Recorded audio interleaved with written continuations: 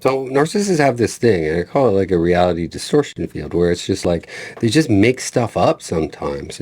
But reality is they're always going to be the victim. They're always going to be playing, the one that's been hurt, and they're going to call you for reacting to their abusive behavior as too sensitive, or they're going to accuse you of being the problem.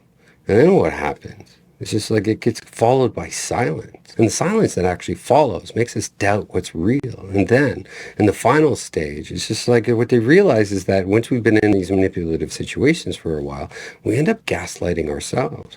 We start thinking maybe that we're the problem, or it is our fault, or we could have done something differently. When the reality is this game was rigged to begin with. Right? And there is no clean way out. But in reality, listen, this is the truth, is that it never was you.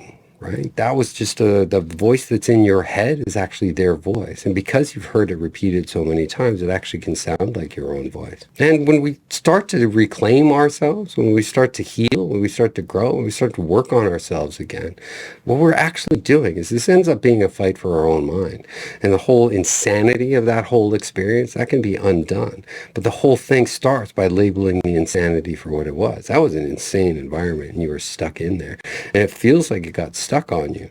But the whole thing is, it's just like through recovery, through healing, through growth, through understanding, through education, through therapy. It's just like we can unpack all of those wounds, and we can actually one by one get stronger and stronger. And every day, in the next year or two, it's just like you're going to go back to yourself, not to the version of you before the abuse, but a version of you that can never be abused again.